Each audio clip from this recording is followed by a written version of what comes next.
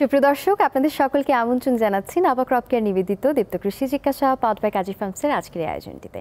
এবং আজকের এই আয়োজনে আপনাদের অনেকগুলো প্রশ্ন আমার হাতে রীতিমতো রয়েছে, আর আপনাদের সকল প্রশ্নের সমাধান দিতে আমাদের সাথে একজন উপস্থিত রয়েছেন বিশেষজ্ঞ হিসেবে ডক্টর মোহাম্মদ জসিমউদ্দিন, অধ্যাপক উদ্যান তত্ত্ব বিভাগ, শেরেবাংলা কৃষি বিশ্ববিদ্যালয়। এবং একই সাথে পুরো সময়টি জুড়ে আপনাদের সাথে আছি আমি জিনিয়া। স্যার, আসসালামু আলাইকুম।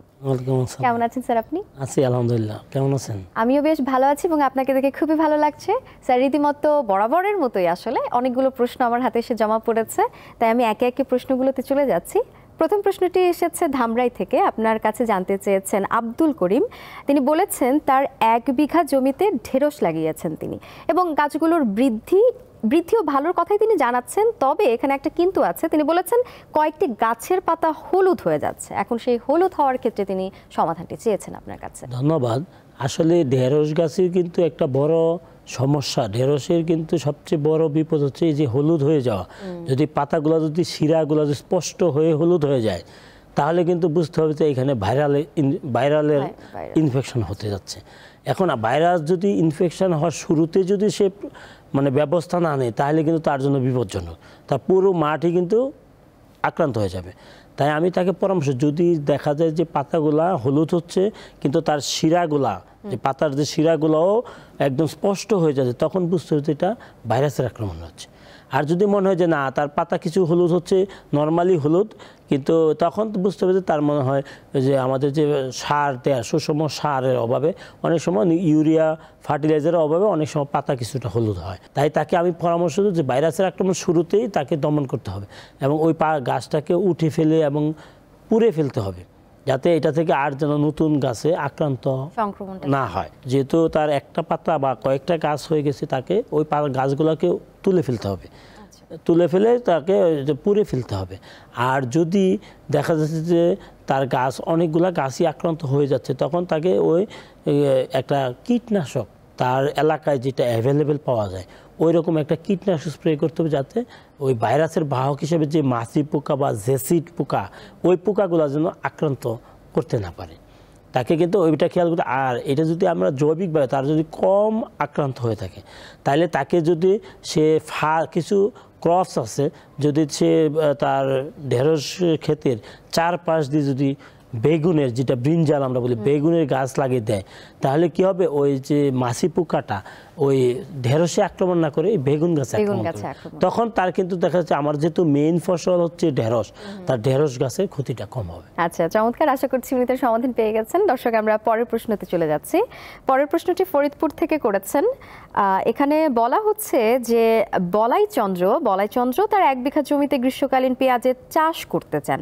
এখন কিভাবে এবং একই সাথে কোন জাতের পেঁয়াজ চাষ করলে লাভবান হবেন, সে বিষয়ে তিনি আসলে আপনার কাছ থেকে বিস্তারিত জানতে চেয়েছেন। ধন্যবাদ। আসলে আমাদের দেশে কিন্তু পেঁয়াজের এখন 2টা সিজনে পেঁয়াজ চাষ করা শুরু হয়ে গেছে। যেহেতু আমাদের পেঁয়াজের একটা ক্রাইসিস ছিল, এখন মোটামুটি ক্রাইসিসটা মোটামুটি রিকভারি হয়ে গেছে। আমাদের যে শীতকালীন পেঁয়াজ কিন্তু পর্যাপ্ত হয়। এখন আমাদের যদি গ্রীষ্মকালে যদি 3 থেকে 4 মাস যদি আমাদের পেঁয়াজের যদি সরবরাহটা আমাদের লোকাল থেকে আসে, তাহলে আমাদের পেঁয়াজ কিন্তু আর আমদানি করতে হবে না। এখন আমাদের গ্রীষ্মকালে পেঁয়াজগুলো করার ক্ষেত্রে আমাদের জমি নির্বাচনটা সবচেয়ে জরুরি। আমরা কোন জমিতে চাষ করতে পারবো, আমাদের খেয়াল করতে হবে যে সকল জমিতে সুনিষ্কাশনের ব্যবস্থা আছে, পানি যেন বৃষ্টি হবে কিন্তু এই বৃষ্টির পানি যেন দ্রুত নিষ্কাশন করা যায়, ওই রকম সুনিষ্কাশিত জমি হতে হবে। এবং যে এলাকায় অতিরিক্ত শীত অথবা অতিরিক্ত গরম কম হয়, দেখা যায় অনেক এলাকা আছে প্রচুর শীত পড়ে আবার প্রচুর গরম পড়ে, ওই এলাকাটা এই গ্রীষ্মকালীন পেঁয়াজের জন্য উপযুক্ত না। এবং আমাদের খেয়াল করে যে অঞ্চলে বৃষ্টিপাতের পরিমাণটা কম হয়, অতিরিক্ত বৃষ্টিপাত হয় না, ওই এলাকাতে আমাদের এই গ্রীষ্মকালীন পেঁয়াজের চাষটা করতে হয়। গ্রীষ্মকালীন পেঁয়াজের চাষের ক্ষেত্রে খেয়াল করতে হবে যেন মাটির যে অম্লতা, পিএইচটা যেন 5.8 থেকে 7-এর মধ্যে থাকে, তাহলে ওই মাটিতে ফলন ভালো হবে। এবং আমাদের কৃষি গবেষণা, বাংলাদেশ কৃষি গবেষণা ইনস্টিটিউট থেকে এই গ্রীষ্মকালীন পেঁয়াজের জন্য 2-3টা ভালো জাত কিন্তু আছে, যেমন বাড়ি পেঁয়াজ 2, বাড়ি পেঁয়াজ 3 এবং বাড়ি পেঁয়াজ 5। এবং বাড়ি পেঁয়াজ পাঁচটা কিন্তু আকারে অনেক বড় এবং তার ফলনও বেশি হয়। এখন যদি আমাদের কোনো ভাই যদি গ্রীষ্মকালীন পেঁয়াজ করতে চায় তাহলে তাকে আমি সাজেশন দেবো যে বাড়ি পেঁয়াজ 5 যেন সে লাগায়, তাহলে এটার ফলন ভালো হয় এবং এটা আকারে একটু বড় সাইজের হয় এবং এটার ফলনও ভালো। এ পর্যায়ে একটি অন্য প্রশ্নে চলে আসি। অন্য প্রশ্ন বলতে আমরা তো বিভিন্ন মাধ্যম থেকে প্রশ্ন পেয়ে থাকি, তবে এবারের মাধ্যমটা ভিন্ন। এবারে আমরা একটি ভিডিও বার্তায় প্রশ্ন দেখব, যে ভিডিও বার্তায় তিনি কোন প্রশ্নটি আমাদের কাছে রেখেছেন। আমার নাম বকুল, আমি মিষ্টি কুমড়ার চাষ করি।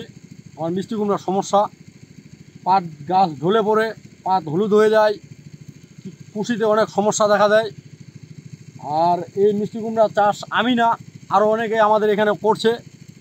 অনেকেই খুব চিন্তিত মিষ্টি কুমড়া নিয়ে, কোনো ফল আসে না, ফলে খুব দুর্যোগ দেখা দেয়। কেমনে সহযোগিতা হবে, আমি খুব দুশ্চিন্তায় আছি এই এতগুলো ফসল নিয়ে। উনি যেমনটি বলছিলেন, আসলে ওনার দুশ্চিন্তার কথাও তিনি জানাচ্ছেন এবং তিনি আসলে সমাধানটি চাচ্ছেন, সেই ক্ষেত্রে কোন কোন উপায়কে অবলম্বন করা যায়।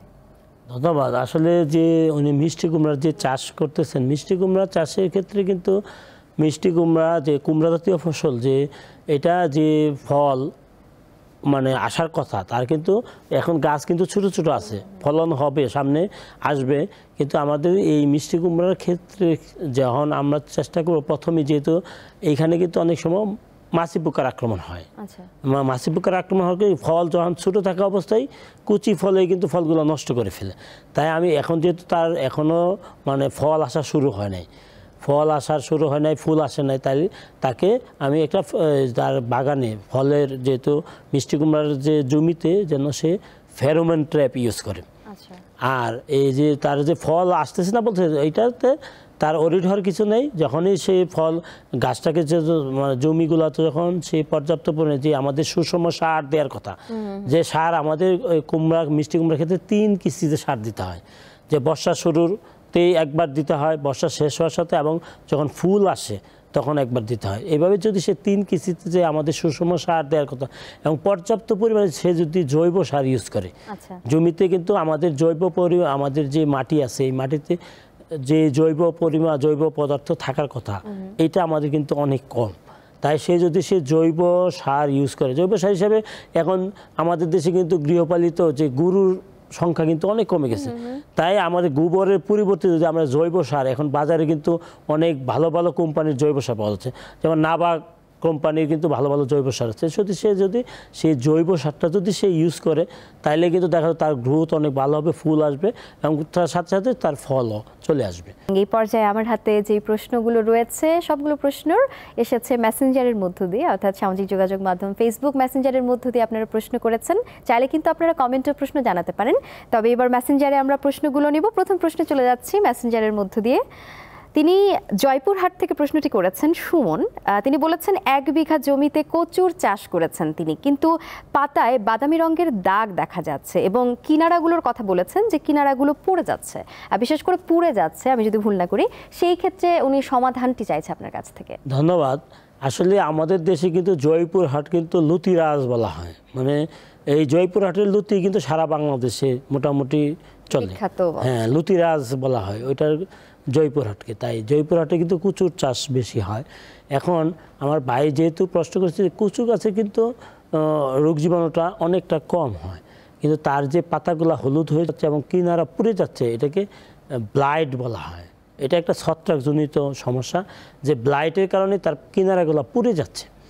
এখন তাকে খেয়াল করতে হবে, আমাদের কচুর জমিতে কিন্তু পানি লাগবে, কিন্তু যেহেতু সবসময় কিন্তু পানি, আবার যে পর্যাপ্ত পানি স্ট্যান্ডিং অবস্থায়, যেমন আমরা ধান খেতে যেমন স্ট্যান্ডিং পানি থাকে, কিন্তু কচুর ক্ষেত্রে কিন্তু স্ট্যান্ডিং পানি রাখা যাবে না।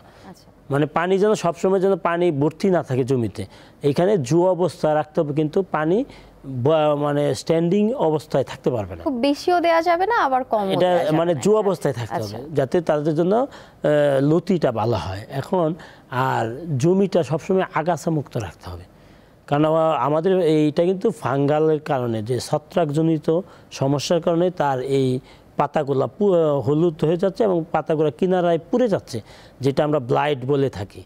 এখন তাকে আমি পরামর্শ, তার জমিটা যেন পরিষ্কার পরিচ্ছন্ন রাখে এবং যেন আগাছা মুক্ত রাখে এবং পর্যাপ্ত সেচের ব্যবস্থা করে, কিন্তু এটা জু অবস্থায় থাকতে হবে।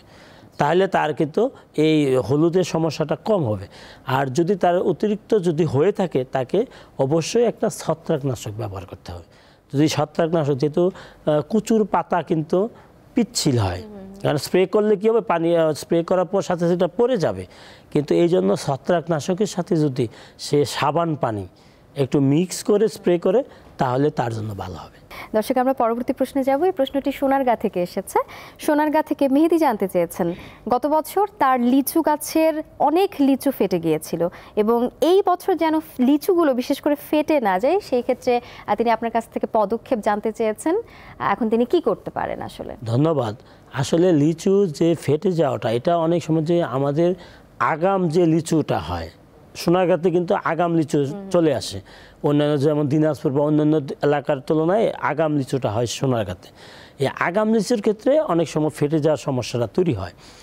আর আরেকটা হচ্ছে কি, যখন অতিরিক্ত খরা হয়, খরা এখন কিন্তু তখন অনেক দিন যাবত টেম্পারেচার অনেক বেশি, তারপর অতিরিক্ত খরার পর যদি হঠাৎ করে বৃষ্টি হয়, তখন অনেক সময় কী হয় যে অতিরিক্ত খরার কারণে যে লিচুর যে উপরের যে স্তরটা থাকে এটা শক্ত হয়ে যায়, এবং যখন এখন বৃষ্টি হওয়ার পরে যখনই আবার দেখা যাবে যে তাদের বৃদ্ধি, যে তাদের রসালো অংশগুলোর বৃদ্ধি বাড়তে থাকে, তখন উপরের চামড়া যেহেতু শক্ত হয়ে যায় আর ভিতরের যে মানে আমাদের যে রসালো অংশটা বৃদ্ধি হতে, তখন কি তাদের ব্যালেন্স রাখতে পারে না, তখন তারা ফেটে যায়। এটা একটা কারণ। আরেকটা কারণ হচ্ছে যদি এই মাটিতে যদি বুরনের অভাব হয়, অনেক সময় আমাদের মাইক্রোনিউট্রিয়েন্ট কিন্তু আমাদের দেশে সচরাচর আমরা ইউজ করা হয় না, কারণ দেখা যাচ্ছে অনেক সময় আমরা শুধু ইউরিয়া, টিএসপি এবং সার ইউজ করি। এখন আমার খেয়াল করতে, ওই মাটিতে যদি বুরনের অভাব হয় তখনও কিন্তু অনেক সময় এই ফলটা ফেটে যেতে পারে। তাই আমি তাকে পরামর্শ, যেহেতু তার এখনও ফেটে যাওয়ার সমস্যাটা শুরু হয় নাই, হ্যাঁ শুরু হয় নাই, তাকে আমি পরামর্শ দিই লিচু গাছের জন্য পানি পর্যাপ্ত পরিমাণে সেচের ব্যবস্থাটা রাখে, যাতে তার জন্য ইমব্যালেন্স না হয়, হঠাৎ করে গরম আর ঠান্ডার জন্য ইমব্যালেন্সটা না হয়, যেন সবসময় যেন তার জমি গাছের যে গোড়ায় পানি যেন থাকে। আর যদি তার যদি ওই সবসময় পানি না রাখতে পারে, তাহলে তাকে কিছু কচুরিপানা থেকে, যদি কচুরিপানা যেহেতু পানিটা ধরে রাখে, যদি গুঁড়ার মধ্যে সে কিছু কচুরিপানা দিয়ে রাখে, তাহলেও তার এই যে ইমব্যালেন্স হওয়ার যে সমস্যাটা এটা থাকবে না। এই পর্যায়ে আমরা একটু মাধ্যম চেঞ্জ করছি, অর্থাৎ মেসেঞ্জারের প্রশ্ন আমরা পেয়েছি, একই সাথে ভিডিও বার্তা পেয়েছি, তবে এই পর্যায়ে আমরা একটি ফোন কল নিব। এই মুহূর্তে আমাদের সাথে কে যুক্ত আছেন? হ্যালো। আচ্ছা, আমি মোহাম্মদুল্লাহ খান, আমি ঢাকা ক্যান্টনমেন্টে থাকি।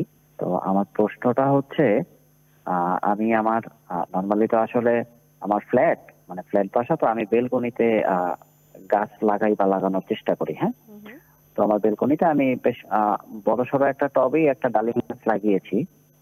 তো এটাতে হচ্ছে ফুল আসে, কিন্তু ফুল বারবার ঝরে পড়ে। ফুল থেকে আসলে আমি লাস্ট 6 মান্থে কোনো ফল পাচ্ছি না।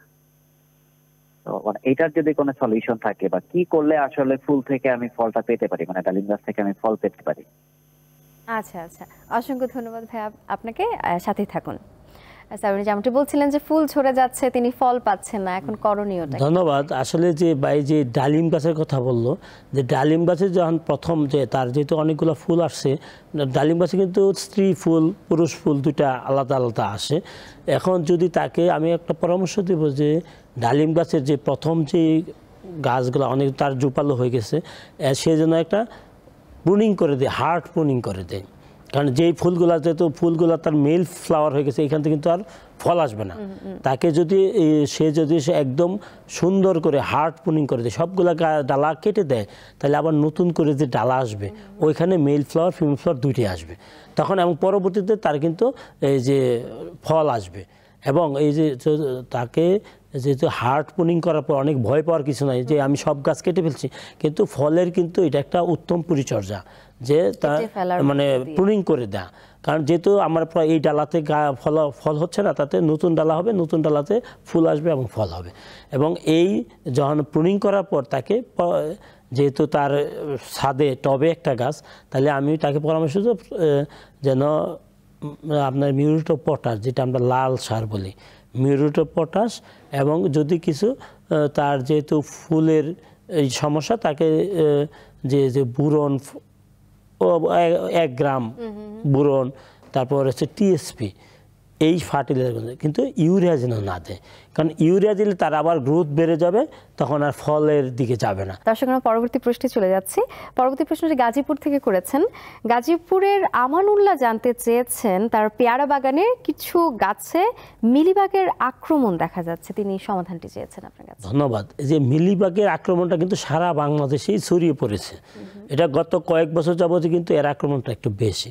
মিলিবাগ এমন একটা পোকা, তার উপরে লুমির মতো থাকে, এইটা থেকে যতই আপনি স্প্রে করবেন, কীটনাশক স্প্রে করবেন, এটা সহজে তার লুম ভেদ করে তার শরীরে স্পর্শ করে না। তাই এটার যে কিছু আমাদের যে জৈবিক পদ্ধতি, যেটা আমাদের করলে যে এটার আক্রমণটাকে প্রতিরোধ করা যায়, ওইটাই আমাদের গ্রহণ করা উচিত। এখন আমি তাকে পরামর্শ দেব যে যেহেতু তার পেয়ারা বাগান যেই ডালাগুলোতে আক্রমণ করছে, ওই ডালাগুলো কেটে সে যেন সংগ্রহ করে নেয়। আর মিলিবাগের একটা হচ্ছে কি যে তাদের পিউপাগুলা, লার্ভাগুলা এই গাছের গুড়ার মধ্যে থাকে। যখন এটা পূর্ণাঙ্গ মত হয় তখন এইটা উপরে ওঠে। এখন সে যদি তার গাছের যে পেয়ারা গাছের 1 থেকে 1.5 ফিট উপরে যদি সে স্বচ্ছ পলিথিন বেঁধে দেয়, কারণ এটা যেহেতু উপরে উঠবে গাছের গোড়া থেকে, তখন যদি পলিথিন থাকে সে পিছলে উপরে উঠতে পারবে না, নিচে পড়ে যাবে, তখন কিন্তু ওইগুলা কিন্তু পাখি খেয়ে ফেলবে বা নষ্ট মারা যাবে একটা বছর সময়। কারণ গাছে আর যদি উঠতে না পারে তাহলে কিন্তু সে তার বংশ গাছের যে ক্ষতিটা সে করতে পারবে না। আর যদি দেখা যাচ্ছে আক্রমণ বেশি হয়ে যায়, তখন তাকে কিছুটা সাবান পানি স্প্রে করতে হবে। চমৎকার স্যার। আমাদের কাছে দর্শক আরও একটি প্রশ্ন আছে। দাউদকান্দির রুহুল আমিন তিনি যে বিষয়টিতে প্রশ্ন করেছেন, তার আগে তিনি জানিয়েছেন যে তার 1 বিঘা জমিতে মিষ্টি কুমড়া তিনি চাষ করেছেন। এখন কিছু গাছের কচি ফলের নিচের দিক থেকে পচে যাচ্ছে। এখন তার চাষাবাদের ক্ষেত্রে এটি একটি বড় সমস্যা যে নিচের দিক থেকে যে পচে যাচ্ছে, সেই জায়গা থেকে তিনি আসলে সমাধান চাইছে আপনার কাছে। ধন্যবাদ রুহুল আমিন ভাইকে। আসলে মিষ্টি কুমড়া কিন্তু আগে আমাদের দেশে কিন্তু মিষ্টি কুমড়া চাষ করতো মাচা করে। এখন কিন্তু যেহেতু আমরা বিঘা বিঘা জমি চাষ করছি, তখন কিন্তু আর মাচা না করে সরাসরি মিষ্টি কুমড়া মাটিতে চাষ করা হয়। এখন তার যে ফল আসে এটা খেয়াল করতে হবে। অনেক সময় যে মাটিতে লেগে থাকার কারণে অনেক সময় ফলগুলো পচে যায়। এখন ওই যদি তার যদি এই মাটিতে লেগে থাকার কারণে ফল পচে যায়, তাহলে অবশ্যই তাকে পরামর্শ দেব সে যেন একটা মাটিতে খড় অথবা পলিথিনের একটা আচ্ছাদন তৈরি করে, যেটাকে আমরা মালচিং বলি, সে মালচিং দিয়ে রাখে। কিন্তু এটা মালচিং থাকার পরেও যদি দেখা যাচ্ছে পচে যায়, তাহলে কিন্তু এটা একটা ছত্রাকজনিত সমস্যা, যেটাকে আমরা ব্লুসম এন্ড রট বলি। ফলগুলা পচে যায়। মাটিতে যদি অম্লত্ব মানে পিএইচ এর পরিমাণ কম থাকে, অ্যাসিডিক মাটি হয়, অথবা ক্যালসিয়ামের অভাব হয়, জমিতে যদি ক্যালসিয়ামের অভাব হয়, তাহলে এই ব্লুসম এন্ড রটটা হয়। এখন আমার এই রুহুল ভাইকে আমি পরামর্শ দিই সে যেন মাটিটা পরীক্ষা করে দেখে, যদি ক্যালসিয়ামের অভাব হয়ে থাকে তাহলে তাকে প্রতি শতাংশে 3 কেজি ডোলোচুন ইউজ করতে হবে, যেটা ক্যালসিয়ামের অভাব পূরণ করে। আর যদি মাটিটা যদি লাল মাটি হয়, অ্যাসিডিক মাটি হয়, তাহলে আমাদের ডোলোচুনের পরিমাণ আরেকটু বেশি দিতে হবে, প্রতি শতাংশে 4 কেজি ডোলোচুন ইউজ করতে হবে। অসংখ্য ধন্যবাদ স্যার। স্যার, আমরা একদম শেষ পর্যায়ে চলে এসেছি। আপনাকে আবারও কৃতজ্ঞতা জানাচ্ছি, আপনি সময় দিয়েছেন এবং আশা করছি যে পরবর্তী সময়ে আবারও আপনাকে আমরা সাথে পাবো। আপনাকেও ধন্যবাদ যে আপনার মাধ্যমে কৃষকের কিছু সমস্যা নিয়ে আমরা আলোচনা করতে পেরেছি এবং চেষ্টা করেছি আমরা সুন্দর সমাধান দেওয়ার। অসংখ্য ধন্যবাদ। দর্শক, আপনাদের যদি কোনো প্রশ্ন থেকে থাকে অবশ্যই সেই প্রশ্নগুলো পাঠাতে পারেন আমাদের এই ঠিকানায়। প্রযোজক দীপ্ত কৃষি জিজ্ঞাসা, দীপ্ত টিভি 7A গ, তেজগাঁও শিল্প এলাকা, ঢাকা 1208, অথবা ইমেল করতে পারেন krishi@dipto.tv-তে। আরও তথ্য পেতে ফোন করুন 01-787-682-832 এই নাম্বারে, বা কমেন্ট করতে পারেন আমাদের দীপ্ত কৃষি ফেসবুক পেজে। দর্শক, আবারও আপনাদের কাছ থেকে বিদায় নিতে হচ্ছে, তবে অবশ্যই এটি শেষ বিদায় নয়, কারণ আপনাদের অনেকগুলো প্রশ্ন নিশ্চয়ই আছে এবং সেই প্রশ্নগুলোর সমাধান দিতে আবারও দেখা হবে নাবা ক্রপ কেয়ার নিবেদিত দীপ্ত কৃষি জিজ্ঞাসা পাদবে কাজী ফার্মসের আজকের এই আয়োজনটির মতো করেই। দর্শক, সেই পর্যন্ত ভালো থাকবেন, সুস্থ থাকবেন এবং অবশ্যই দীপ্ত কৃষির সাথেই থাকবেন।